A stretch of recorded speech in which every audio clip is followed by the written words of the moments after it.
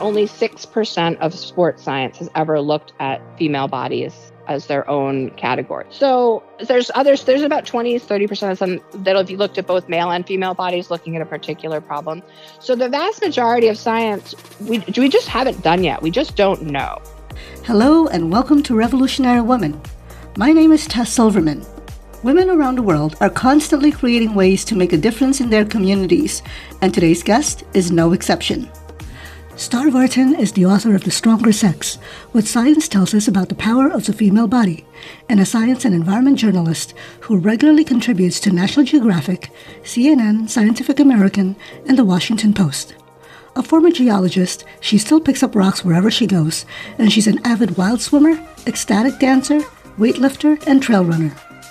A dual citizen of the U.S. and Australia, she splits her time between the Pacific Northwest and the Illawarra coast of Australia, south of Sydney. Hi, Starre. Welcome to Revolutionary Women. How are you this morning? I'm so well. Thank you very much for having me, Tess. Thank you for coming by, and I so appreciate your spending your time with me. So let's get started. Okay, so you were born in Sydney, Australia, but I read that your parents took you traveling with them throughout Polynesia from the age of 6 months old. What was it like for you growing up in Sydney and traveling around with your parents? Well, my very earliest memories are definitely of Australia, of playing in the tide pools. I was at that time, most of the children would be naked in the tide pools and in the pools here. And I've been swimming since I was basically born. I can't remember ever not being in the water. So that's been such a wonderful through line of my life. And I don't have, cohesive memories of traveling with my parents, but I have these wonderful snapshot things that have come to me over the years. So I remember being in Bali and being in front of one of their decorative walls with all the detail and just being amazed by that, even though I was 2.5 or maybe even 3 years old. Oh. And that memory really stuck with me. And then eating some of the food, like a chicken on a stick, was an early food of mine, satay chicken. Oh, wow. And I loved spicy food even as a very young child. So those are the memories I have of being with them. And then my mother came to the United States and my father stayed in Australia. Although they actually swapped. So my mother's the Australian one and my dad is the American from New York. And so it was funny. They swapped for a little while, but I actually ended up being raised by my grandmother in New York, which is why I have this accent. I actually used to have an Australian accent. I can't even fake an Australian accent anymore because I grew up in New York. And kids teased me for having an accent. Oh, so, that's funny. I do not have one anymore. That's so funny. Yes. Okay. So you mentioned that 3.5 years old, your mom took you to London, then settled in New York City. I'm actually a New Yorker, a former New Yorker myself. I grew up in New York. And where you were living with your grandmother. Can you share that story with me? Because while living with your grandmother, she decided to adopt you, right? So how did that change you and how you looked at the world? It changed probably everything I can possibly imagine about myself. I was with my mother for probably just about 6 months because I was with my parents both together. Then my mother took me, went traveling, and she was a fairly young mother. She got very involved in the drug and party scene in New York City at the time, which was about 1980, 1981. And we lived on the Bowery, which was not as nice of a place then as it is now. Yeah. And I was left alone, honestly, quite often while she was out. And so that's an early memory of mine as well, just being locked in an apartment in New York City by myself. And sometimes there was a guy upstairs, a lovely, angelic, tall gentleman who would take care of me, who was a psychologist, interestingly. And my grandmother kind of figured out what was going on. My father's family's from New York City for 4 generations, but my grandmother in her older age had built a house up in the Hudson Valley and had moved out of the city in her late 50s. And so she was close to New York, but far enough away. She didn't know what was going on at first. And when she realized sort of what was happening with the neglect and my mother not being a stable person, Mm. she kind of said, "Hey, I'll take care of Starre for a while." And then my mother actually disappeared Oh, entirely wow. for a bit. And so the courts tried to contact her and to no avail. And I'm a dual citizen and have been my whole life. And Uh-huh. so the way it works just quickly, or the way it worked then at least, was I was seen as a US citizen when I was in the US. And so my grandmother and my father kind of were said, "Hey, we're going to take care of this child." And Mm. when my mother didn't show up and she was considered a foreign national, it was Mhm. kind of like, well, we're going to extend this. And my mother really did, just she was completely unavailable for a period of time. Mhm. And I was very happy growing Mm. up and living with my grandmother. So Aw. I mean, I don't remember it as being an incredibly traumatic thing at the time. I Uh-huh. remember, of course, missing my mother for Mhm. sure, Mhm. but I was also so happy and loved to be with my grandmother, and I was out in the country. And so I'd, originally grown up in Australia next to the ocean. And so Right. in Garrison in the Hudson Valley, I was also out on a dead end of a Ah. dirt road, able to explore from a pretty young age, Uh-huh. the woods and the wetlands around my house. And we also Oh, had lots of wow. animals. My grandmother was a big dog person.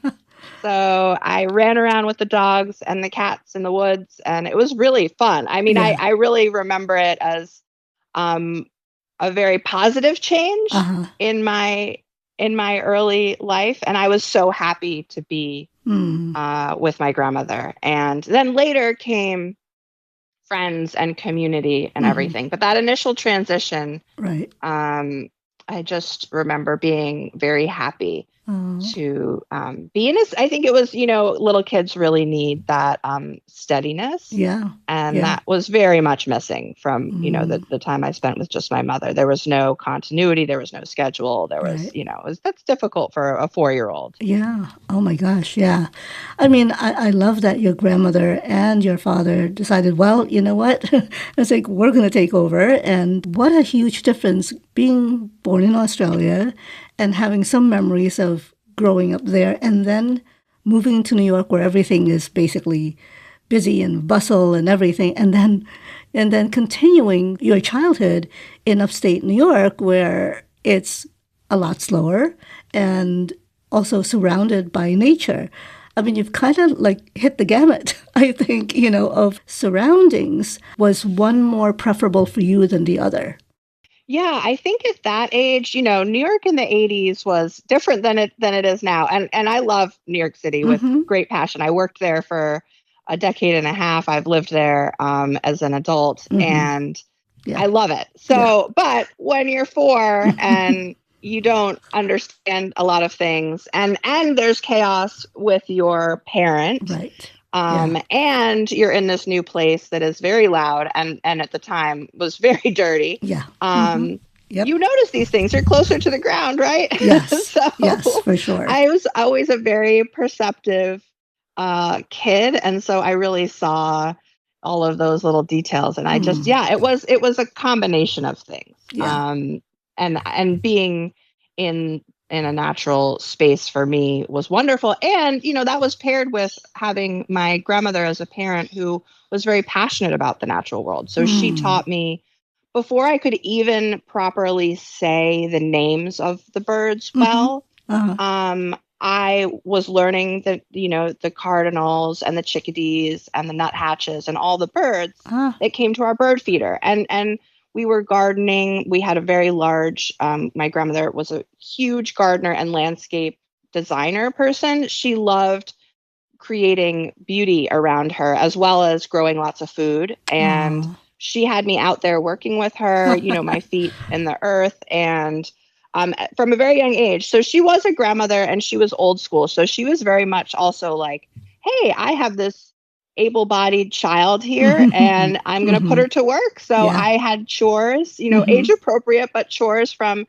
an early age, including in the garden, including outdoors, Mm-hmm. either picking up, sticks, clearing certain areas, weeding, things like that. And then, as I grew, I learned more about the process too. So everything was kind of like there was work and there was learning. And then I also was part of this wonderful community in my town that I grew up in that really embraced me from a pretty young age. And that was of course part of it too. So it was this wonderful relationship with my grandmother, this incredible connection with the natural world. As soon as I was really able to, my grandmother was very encouraging of my spending time outside by myself, going into the woods. Right. She actually put a whistle around my neck. And I mean, this is the opposite of helicopter parenting. She put a whistle around my neck. And I was like, we lived in the end of a dirt road that faced into a large formal glacial valley that went all the way down to a pond. But the pond was, a very long walk for a small child. So I would just play in the valley and in the wetlands. And she said, if you fall or if anything happens, blow the whistle really hard and I'll come find you. Wow. So that was our pre-cell phone communication. And I never needed to blow the whistle. Right. And oftentimes the dogs were with me. But I really had that starting at, 5, 6 years old, very, very independent playtime and creating my own relationship with the natural world too. I love that. So it was both mediated by her. And then I also had my own experiences on my own. Okay, so you are a freelance science journalist, but prior to that, you were a geologist and then switched careers and went into writing. In 2005, you founded a blog titled ecochick.com. But what drew you into writing? I think everything does come out of this childhood experience. So, as soon as I actually read quite late. I didn't have a lot of early childhood development. So by the time I got to my grandmother, I was actually behind with school. So as soon as I learned to read, I thought it was just the most exciting thing. And I advanced very quickly through my reading world. And so I would take books with me out to the woods as a kid. So I would play and run around. And then when I got tired, I'd pull my book out of my backpack and I'd always find a tree to lean up against and I would read in the woods. And then I'd also read at home and next to the fire and all that too. But that was part of a very special part of my own growing up and exploring other worlds and all the wonderful things that books can do. So when I got into college, I was, I wanted to do something environmentally oriented. So I studied geology. I was a really strong science student and sort of went in that direction. But I really missed, reading literature. And so I actually double majored in college and just figured, I'll just do the English degree. I have a BA as well for fun. This will just be for me. And I worked as a geologist for a while and I realized I loved studying science and learning about it, but I didn't want to do the work of science per se. And so I actually turned to science writing, thinking, well, I also have this English degree and I love to write. I'd always written short stories as a kid, the whole typical writer thing. But I kind of had always thought, kids, when you're a kid who's good at science and has a strength in that area, you're really encouraged to do that in our academic culture. Right. Yes. And so it really took me some time to realize that both of these areas were so important to me and I was passionate about them. So eventually, yes, that led me to becoming a science writer. First, when I was young, and this was kind of what was happening. That was for almost 10 years, I ran a site called EcoChick while I did other things. So I was one of the first people who wrote about ethical fashion and sustainable design starting in October of 2005. I'd started blogging on a friend's site before that, and then he built me my own. Later on, my friend Dan Saradsky, got to give a shout out to him. Wonderful, generous person. And I went from there and then started getting into deeper stories. I was in my 20s, so I also had to work a lot of just jobs to pay the bills. Right. I did editing jobs. I worked for nonprofits, those kinds of things. So this was kind of my side hustle that grew into a full-time thing for a little while. And then that brought me to go back to grad school when I was 29, which is a little bit on the later side. for an MFA degree because I really did want to focus on writing, and I did have this already very strong science background. So I Yeah. thought, oh, I need to brush up my skills in this other area, and that was such a joy. Combining the Maybe two. not Mm-hmm. the best financial decision I've ever made in my life, Uh-huh. but so perfect in every other way that I Mm-hmm. can't regret it. Going to Mm-hmm. grad school. Oh. And then you decided to concentrate on writing about harder science topics. What do you mean by harder science? And why did you want to focus on these topics?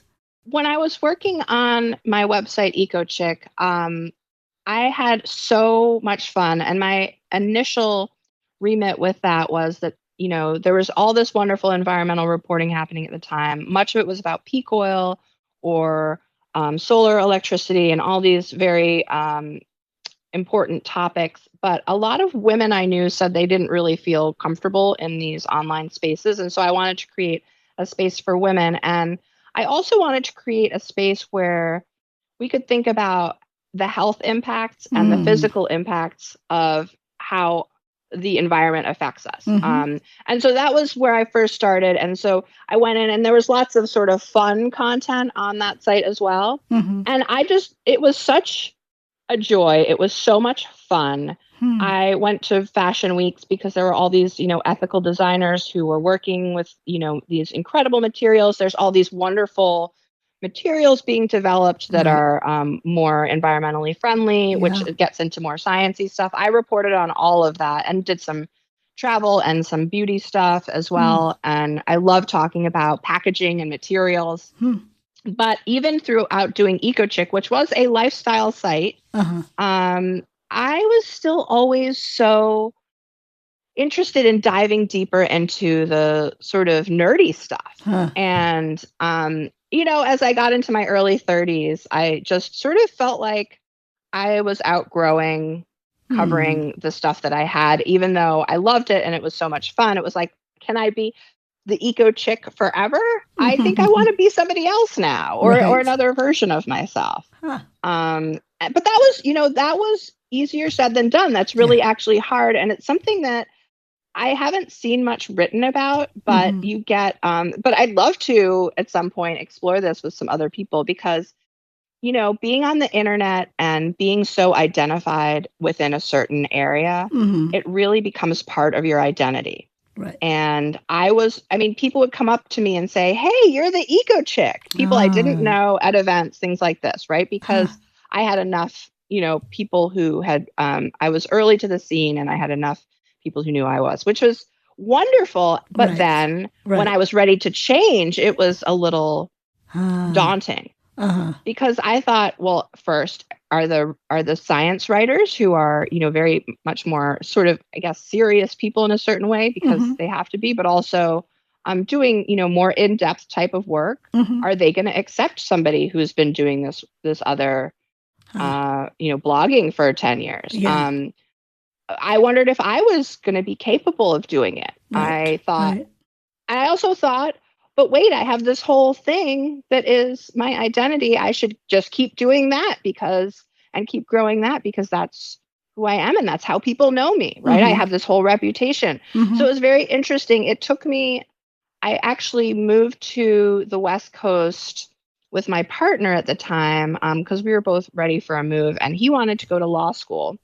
And I think that physically leaving New York City and the tri-state area was helpful because I was like, I saw it as turning the ship of my career. So I'm still doing things related to my original interest and why I even founded my website. Right. But I've turned the whole ship. And frankly, it took 2 or 3 years to do that. Wow. I think a lot of people see, oh, you were the successful blogger and now you're a successful science writer. And that really, there were 2 or 3 years there where I didn't make very much money. It was so frustrating.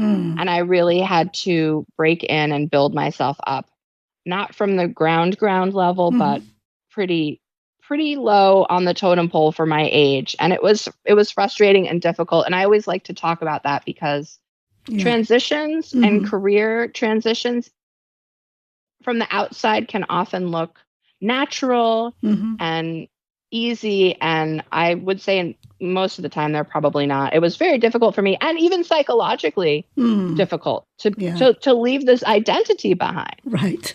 Yeah. Wow. Okay, I can understand that.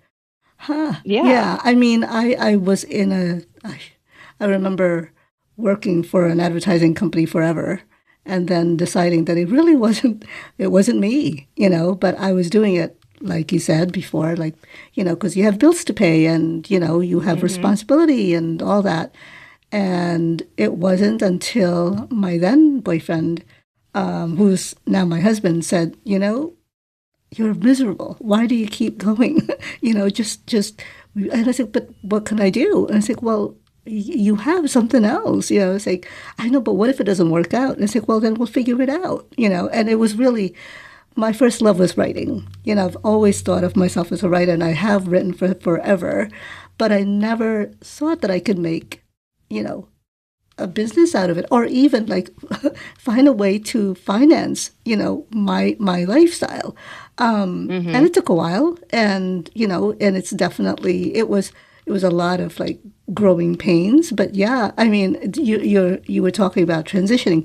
Transition is hard, especially when you're not in it, you know, mentally. It's so hard to get that mental thing out of you because you're so used to being, well, this is who you are, who you've been, so how can you change? But deep down, what you need to do in order to change.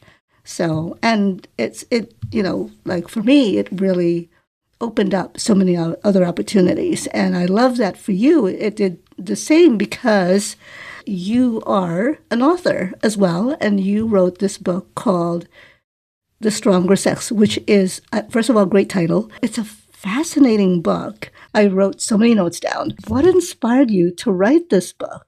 Well, yeah, and I just want to reiterate. So yeah, that transition was very difficult. I'm so glad I did it. But Mm-hmm. for anybody out there in the transition, my partner also transitioned from Mm-hmm. being a writer to being a lawyer. Uh-huh. Also difficult. I watched him go through it. It's Mm. hard stuff, Yeah. and I'm just need to repeat that. So yeah, the book that I wrote is called The Stronger Sex: What Science Tells Us About the Power of the Female Body, and it absolutely comes out of growing up with my grandma.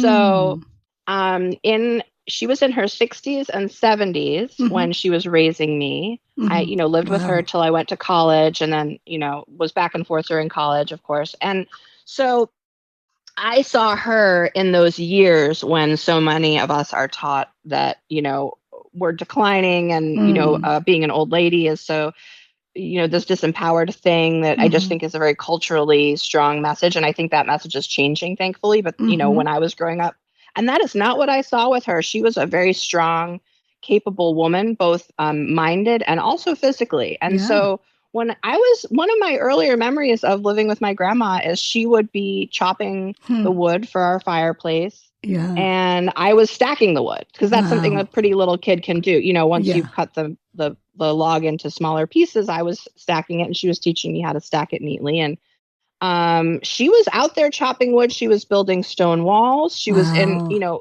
I she love built that. she did move to a smaller home near to my her other son, my uncle. And when she was 80 years old, she built a stone wall there. Wow. The gardening, Oh my she gosh. was, and she had been an EMT in her 40s, 50s, and 60s, still doing that when I was younger, Wow. and educated other EMTs. So she had this wonderful career where she literally saved people's lives. And every Hmm. once in a while, we'd be out, and someone would come up and say, "You pulled my sister out of a car," or "Oh Wow. my God," like it was a small enough place that people would be able to recognize her on occasion. And so Huh. it was really, that was my example growing up of being a woman and being an older woman. And Mm-hmm. so I've never been afraid of aging, which is a wonderful gift in itself. But the Hmm. other thing was that my grandmother really taught me to sort of question a lot of things that I was told by my culture. So I had this Mm-hmm. example at home of my grandma, but I was still getting all of the information from movies and television and, other kids in my classes and other parents and all of those things. So the stronger sex really came out of my questioning those things that I grew up hearing. And an early example of that is that, I was doing, my grandmother was doing the wood chopping and everything. So she would expect me to, oh, can you like move these logs? Can you, she would, create a list of chores for me and I would go down the list. And as I got older, they became more challenging. And I was mowing the lawn supervised starting at 8, but, about 8.5, 9, I was mowing the lawn on my own and it was about an acre of lawn. And, I had to figure out how to physically do some of the jobs that she assigned to me. So if I'm carting, let's say, a large wheelbarrow, an adult-sized wheelbarrow full of logs, I'm a little kid. I want to get that job done quickly. So I pile too much wood in the wheelbarrow and it falls over. Or I just barely... So I really learned how to understand my own strength and what I could kind of like maximum do so I could finish my chores and get back to playing or reading or go see my friends or whatever, right? Wow. So yeah, that lesson was very physical. And then I went to school and I went to, summer camp and all these other places. And I was told, oh, ask a boy to help you with moving chairs or whatever. And I was like, I can pick up chairs. I felt like it was just the silliest request to me because I was like, I'm like moving giant piles of rocks at my house because my grandma's building another rock wall. Like, what the heck? I don't need to ask someone for help. Yeah. But that was just a constant message. And also when you're under, the age of 12 or whatever, the boys and the girls are all the same size and same strength anyway. Right. So it was just, it struck me. And I remember having the thought, this is so bizarre that like, there's this idea that these people are stronger and physically more able. And of course, there are some differences that occur through puberty and afterwards. Yeah. But they're not as big as our culture makes kind of a big deal about them. Yeah. And that never struck me as true as the big deal we make out of them. There's differences, of course, but they're not to the extent. And that is what inspired this book, is this feeling that I had with me from my whole childhood and growing up, and then, kept experiencing at different points in my life when I moved myself in and out of buildings, and I moved a lot in college and all of that stuff. And I was, very capable of doing things. And I knew, but the thing is that I realized I knew my own strength. Right. And I realized that most of my friends who were women didn't.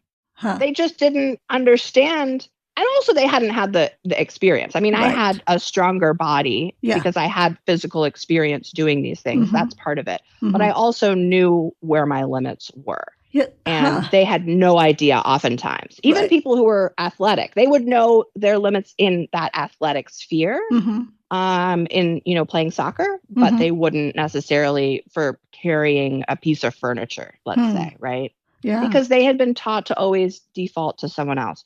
So that's really the genesis of the book. Yeah. And it comes out of my own like embodied experience of being a woman and knowing what I can do, but then having all of these other messages. Yeah, that's really interesting because so in your book, there's so many studies that you found out about how women are just as physically strong, if not stronger than men. But like you said, culture dictates how women should manage their strength. So was that frustrating or infuriating for you to know that, as you go through, going to school and then going and getting older, in your 20s and all that? Was that like all these messages, like you were saying, it's like, but you knowing your strength and you knowing like what you could do, right? Was that infuriating to know that, wait, what are you talking about? I can't do this, It was definitely frustrating. It also made me feel weird, right? Like, oh, I know I can do this thing, but should I show I can do this thing? Right. Is that going to make people make fun of me or laugh at me? Should I hide this? I got the very strong message often, I should hide this thing because it's not feminine or female. Right. And I, just for the record, I will say I'm a medium-sized person. I'm not like a giant woman. I'm not a petite woman. I'm like kind of like very average in the middle. So this is coming from someone in that, embodied experience. And so, yeah, I really always felt like maybe I should not say these things or not speak up, or can I tell these things to my girlfriends, or do I show these things when I, later had my first partner, and we were doing moving and things like that. I was always like, I don't know, should I say that I could do this? It was awkward. Yeah. And so it was frustrating as a child. I remember being frustrated because I thought it was so silly. But when I was older, I had enough of the cultural messaging that I was sort of embarrassed, or thought I should hide it. Right. Okay, so you also wrote about fat in a chapter titled Fat-Brain Connection, and how women who have a higher percentage of bodily fat recover from strenuous exercises better than men. Now, I never knew that until I read your book. So why is it that in so many cultures, the notion of fat in people, especially women, is seen as unattractive and unhealthy, when in reality it helps the body in so many ways?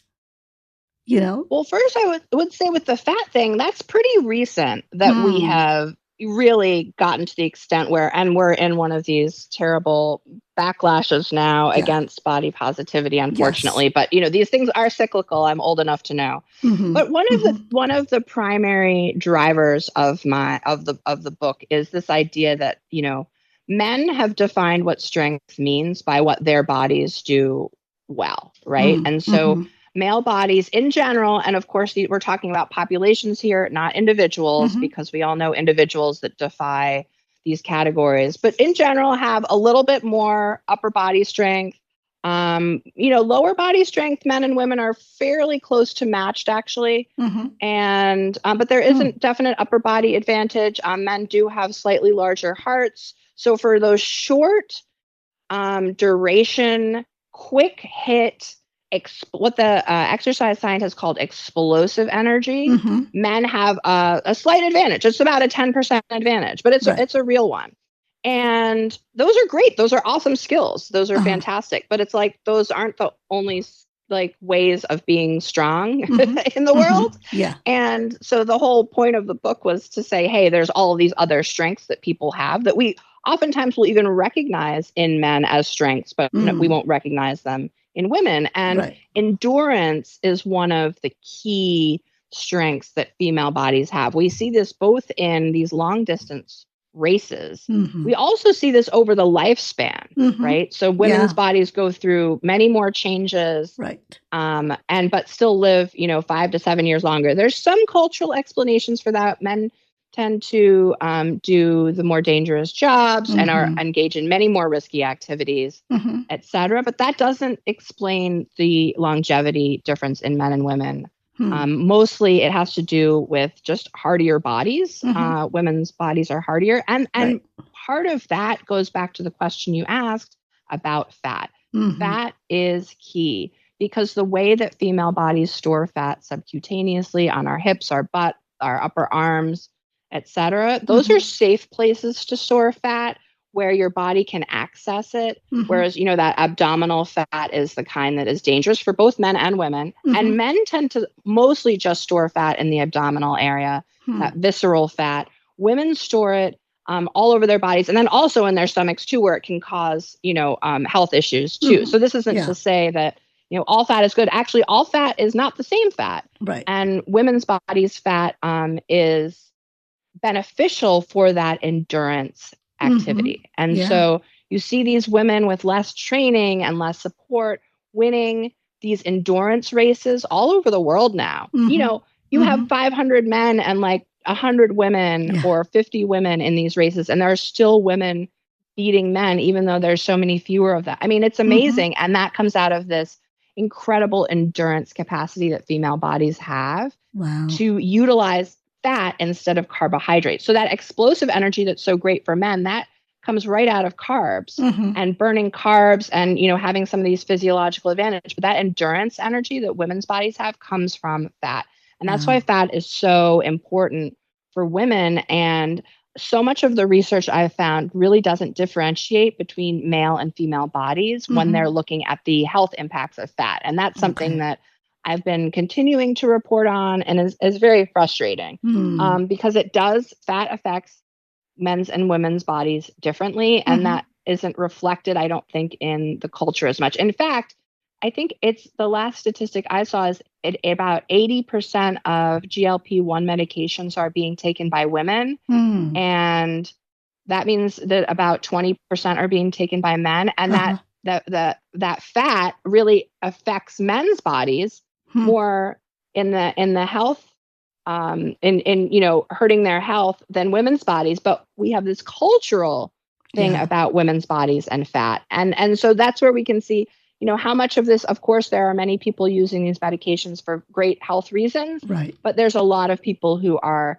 not. And that is coming from these cultural pressures. And in fact, for longevity and health into old age, having fat on a female body is very important for health, as well as, having this endurance capacity. And the last thing I'll just say on that is that you actually see the evidence for this all over the world. And even in, pre-modern communities, women's work was always carrying the water, carrying the wood, carrying the babies, carrying the children, doing this lower weight endurance work where they need to just keep going all day, as opposed to, lifting weights quickly, over a short period of time, or throwing, a baseball or things like that, where, there is this generally male advantage. And the other interesting thing about all of that is that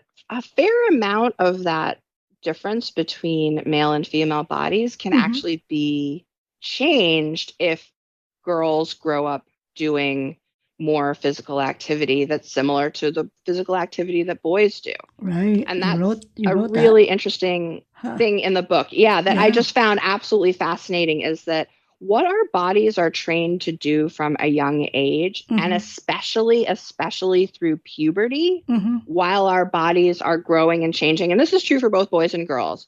What those activities that we're doing at that time shape us for the rest of our lives. So if we're, lifting weights, or if we're running, long distances, or if we're helping our grandmother, build stone walls and doing gardening, or I was trail running and swimming a lot, those are the things that are going to be, your body will be primed for the rest of your life. And so female athletes mostly don't start training intensively for their sport as boys do until they're past puberty. And the exercise scientists I was talking to is like, there's a significant male advantage in certain sports that you see because these boys have been doing it since they were 6 years old.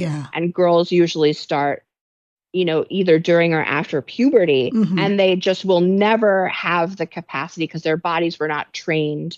We're talking about top athletes here, not our regular amateur athletes. Of course, anyone who trains hard can get very good, but we're talking about top athletes. So when you're looking at those top athletes and you're thinking about this stuff, that's why you don't see some of those disparities in sports like skiing and tennis, where kids do start at a similar age, or there is more equitable training for girls. Very, very fascinating. So we do, there are these differences, but also you start looking at why these differences are present. And there are some small physiological reasons, but many of the other reasons are actually cultural, and how we grow up and what we think about ourselves and what education is available to us. Wow. That's really amazing that, all of these studies that you have researched and spoken to so many of these scientists. I was blown away by so many of what you wrote, because I'm like, for example, working out, right? For women who are, just take me. I've had scoliosis all my life, but I never knew it until I was in my 30s. I was never diagnosed until then. So I've always had, I always thought that, okay, I can never really repair that, But then I read your book and you said there was something about, building up the muscles and having, and of course, with proper training or having someone who knows what they're doing train me of of lifting heavy weights as opposed to just, like little weights, because it actually allows your body, correct me if I'm wrong, allows your body to actually form a foundation where it strengthens the bones or strengthens the body. So there's more endurance as I get older.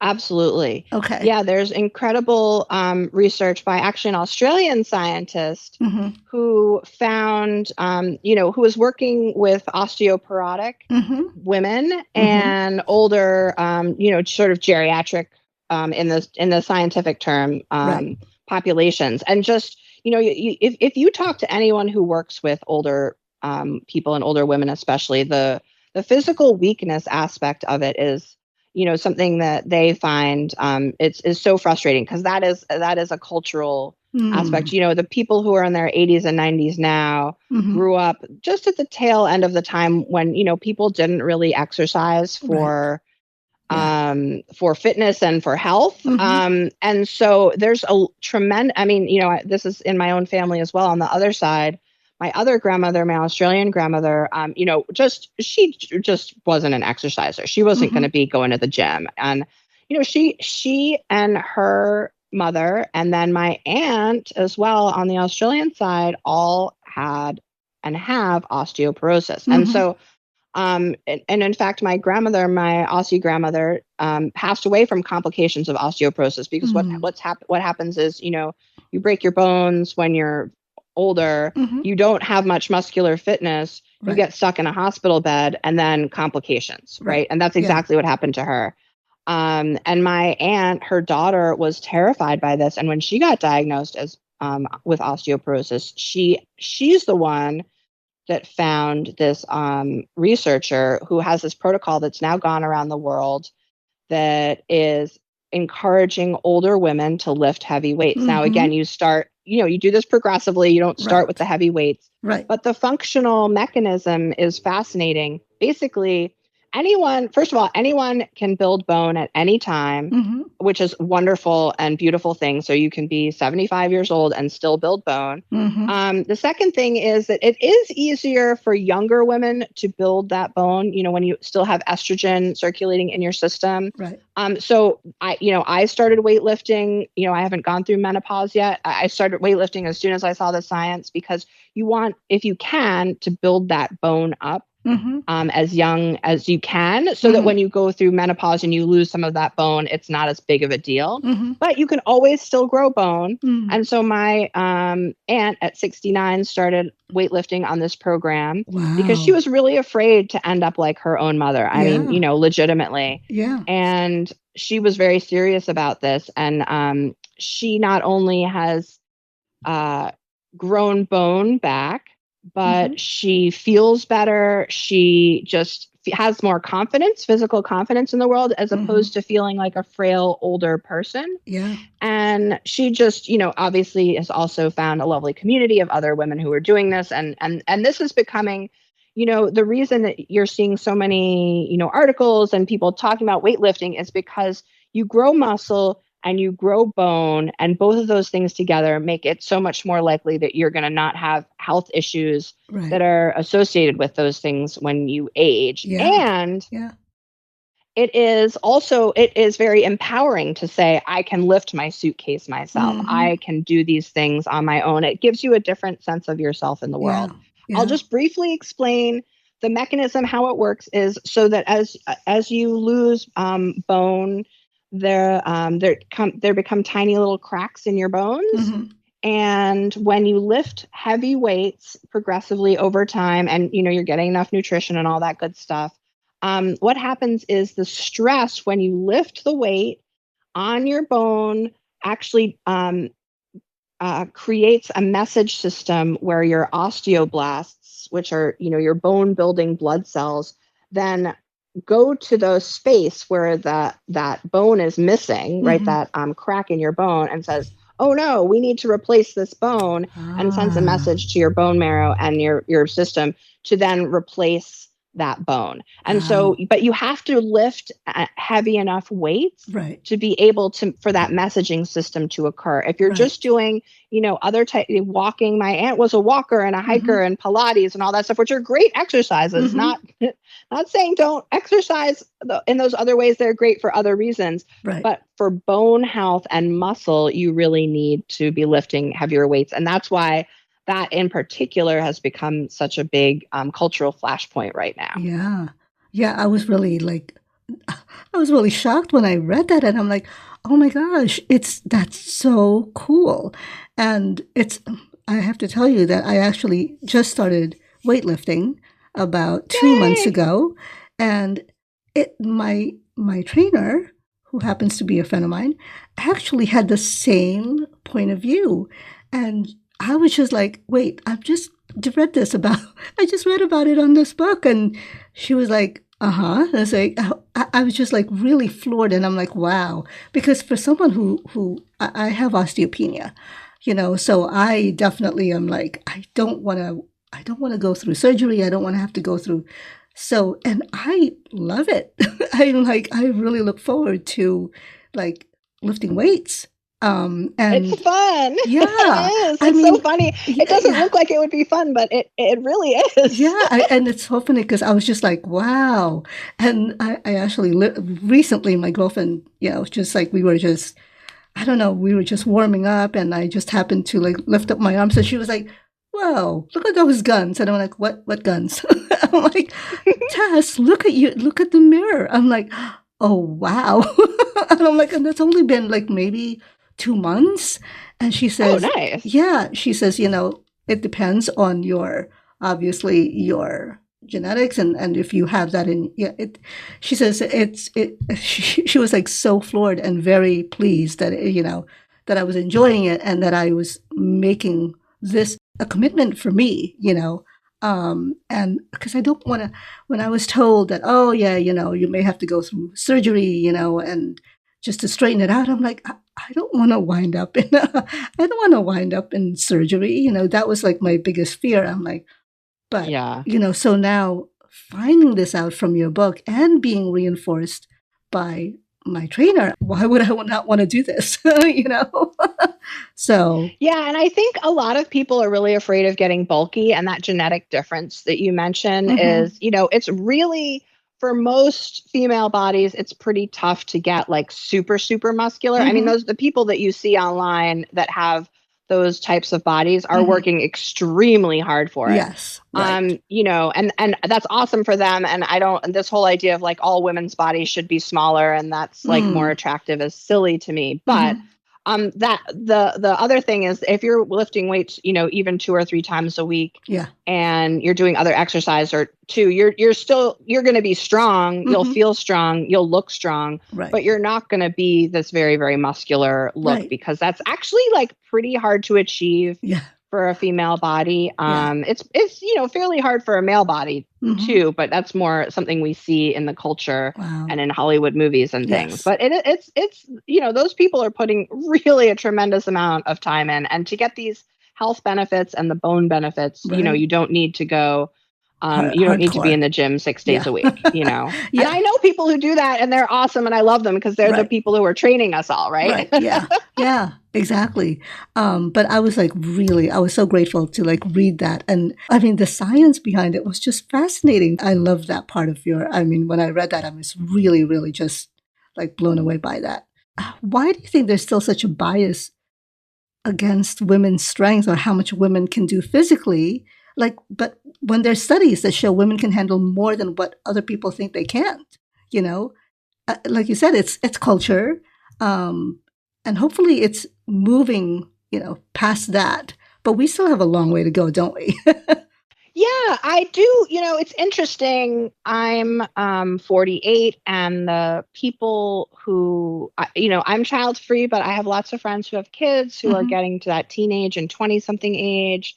And it's fascinating seeing how different it is for that generation, that Gen Z generation coming up. Yeah. thinking about these Yeah. things. They've grown up in a world where it's, they were young when there was still a lot of the, the last round of skinny, Mm-hmm.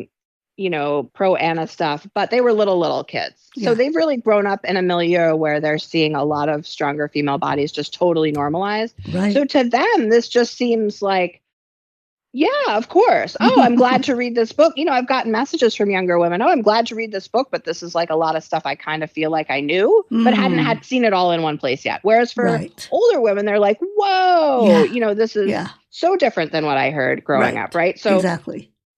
That change, I think, really is happening. And I think the important thing is to keep it going. I mean, I do want to shout out that there are so many amazing, almost all female exercise scientists, biological anthropologists, researchers of all kinds who are doing this work. And frankly, of course, there have been, occasionally here and there, men who have studied female bodies in the past. Yes. But we really have a dearth of information. Right. And, one of the stats that I cite in the book and when I write, articles, because I'm a freelancer for, a number of publications, is that only 6% of sports science has ever looked at female bodies as their own category. Like, just looking at, so there's others, there's about 20 something percent of studies, 30% of some that'll be looked at both male and female bodies looking at a particular problem. So the vast majority of science, we just haven't done yet. We just don't know. Okay. And so I just really want to point that out. So this coming generation is going to grow up in a time where there's just going to be a ton of new information that is going to become available as they grow into adulthood and they become older. We didn't have that. Right. There was so little research done. Yeah. I mean, look how wrong we got it on HRT and, menopause and that whole thing. And that's like a major like health intervention situation, right? Yeah. And, not to mention that now we're just talking about exercise science. So there hasn't been historically that much curiosity from the male researchers that dominated these fields for so long about female bodies. And so some of this, I think, is cultural stuff that comes out of our historical religious background of, Western culture, et cetera. But some of this was just pure ignorance. Nobody had any idea about what female bodies were capable of because they were not studied and the researchers didn't frankly care much, Yeah. So now we have all of these incredible female researchers who are asking all the questions and the hard questions too about all of this stuff. And it's really, really, really exciting. Yeah. And, we needed to have women in there figuring this stuff out, like the person who discovered this about building bone, which actually benefits men as well, because men can, there are men who have low bone density. And now we know from her research that we can men can build up their bones as well, which is great. There's this other pioneering woman who, Caroline Gargett, who found that the uterus produces stem cells every month. And so we're actually all, when we have our periods, we are flushing stem cells down the drain. Stem cells are those things that scientists use for all this incredible research on Alzheimer's and cancer and like you name it, because they're the progenitor cells. And if you can get that out of menstrual blood, you don't need to like burrow into people's bones, which is very invasive, or use fetal tissue, which is very controversial, et cetera. I mean, 50% of the population during their lives when they're menstruating is literally dumping stem cells into the toilet every month, right? Wow. Yeah. And this was not discovered until a woman scientist looked into it, because the men were frankly, and there were a couple of men who were looking at related things, but the men were generally like, ooh, menstrual blood, weren't interested, didn't want to study it. And here it is, this like incredibly powerful source of stem cells, which is like of benefit to all science and all humans. Right. This is hopefully of benefit to women too. I'm like, fingers crossed, we'll have stem cell biobanks where we can keep our own stem cells. So you menstruate, that second day or your heaviest day, you can, refine some stem cells out of that and store it away, kind of like storing cord blood, right? And then you could use that to help your own body in the future. Yeah. So in your 70s or 80s, if you need, to a treatment, you could use your own stem cells for that treatment, That's right? wild. So that's where this kind of stuff is going. This would hopefully benefit us, but this research also benefits everyone. It doesn't just benefit women. So that's why it's so important that we learn all of this stuff, because yes, it benefits female bodies, but it also benefits all of the culture and all human bodies, you know? Yeah. That is so wild. I love that. Okay. So who would you credit for where you are now? Ooh, good question. Well, certainly my grandmother, who was, obviously a very powerful influence in many ways. And growing up with her was such a gift. I lost her when I was just 20, 21, Oh, I'm so finishing sorry. college. So I've had to do a lot of my own parenting as in my 20s and 30s, which is a whole other conversation, but I'm proud of that work. I would say, my father has been I never got any of the cultural messaging about what girls could and couldn't do or should and shouldn't do from him. That's awesome. He was in Australia much of the time when I was growing up. I saw him quite often, but I did not, grow up with him in my house. And I actually live with him now as an adult, as he is aging. So we've gotten to know each other quite well. But it's interesting looking around and seeing, how my friends' parents are. And when you get that perspective when you're older, and especially as, people's parents are aging. He's been, a huge champion of mine. And so I feel like that is a person who I was lucky to have as a parent, even if my other parent really had problems. And I'll just add that my mother did continue to have drug problems her whole life. And I never knew her particularly well. So I feel very lucky to have, my grandmother, and then also this incredibly supportive father. He's working his way through my book slowly but surely, and really loves it. That's awesome. And I would say I've had two professors, Catherine Newton at Syracuse when I was a geology student, who has always championed my work and has written me like a million letters of recommendation and has, here's my a podcast or something with Viana and still sends me a note. And I was a college student a very, very long time ago. And then also Liz Harris, who was a professor of mine at Columbia, who really also championed my work and continues to do so when I got my MFA. So I would say that, three powerful women and my dad. And I have a wonderful partner as well, Simon, who's been just incredibly supportive. He's very, he's more of a history law person. So he appreciates science, but he is not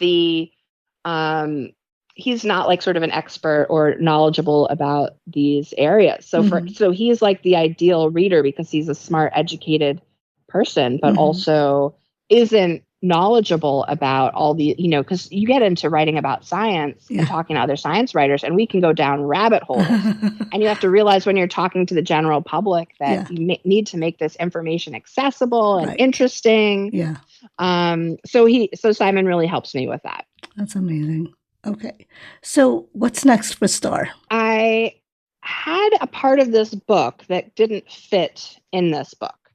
And it is about the human history aspect going back maybe the last 15,000 years, where before we became, modern, fully agricultural, and then technological societies, there was this time period between when we were sort of hunter-gatherers and we were, partially agricultural, and there was an explosion of population and also different types of cultures and societies. And we have lots of interesting evidence of that. And I feel like my whole life, this anthropology and archaeology has been told to me through the lens of the male hunter and the man's work and how they were nomading and exploring and all of this stuff. And I'm like, well, so what are the women's stories in those cultures? The other exactly. 50% of the population. Right. So Right. I'd actually written some of that in here in The Stronger Sex. And there's still some there, but I had to take a lot out because I went way over word count when I delivered the book to my editor.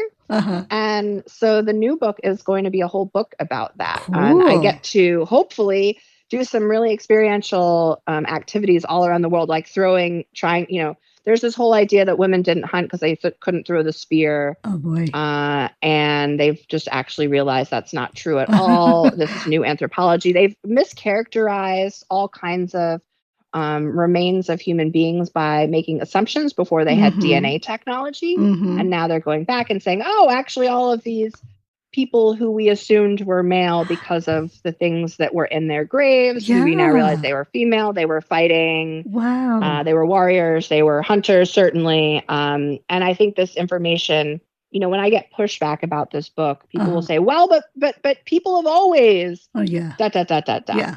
And actually, people haven't always. We lived in very, very, there was all different kinds of organization and ways that people lived, including matriarchal and matrilocal and, more female focused organizing systems that I think are fascinating in our fairly recent past. So again, not going back 50,000 years, but really thinking about the last, 10,000, 15,000 years. Wow. What lessons can we take from that? What were women doing? What were women wearing? What were their lives really like? And so the new book is tentatively titled Warriors, Weavers, and Wanderers. Cool. The true story of our female ancestors. I love that. Oh my gosh. So that's next. That's amazing. I love that because you cited some of what you just said on this book. And I was like, whoa. So all this time people were like, well, all these scientists were thinking, yeah, it was that skull, let's say, was a male, but it was really now they're discovering it's a female. I'm like, that's so cool. I mean, I was just like blown away. I love that. Oh my gosh. Okay, I can't wait to read that book. Okay, so if anyone wanted to know more about you and your book, The Stronger Sex, how would they go about it? My dad gave me this wonderful name, so I'm very easy to find online. I would say Instagram is a place where I keep most of everything that's happening, is probably the main place I update. So I'm Starre Vartan all together on Instagram. And my name is Starre, which is the old English spelling. And I also am pretty active over on LinkedIn, where I share all my journalism. So I'm also, regularly writing. I wrote about sports uniforms and how female athletes are changing those to better fit their bodies and their sports for CNN recently. I wrote about how flexibility is an overlooked strength of the female body for National Geographic. I wrote about the whole issue, or the whole exciting thing with the stem cells and Carolyn Garjett's research for Wired.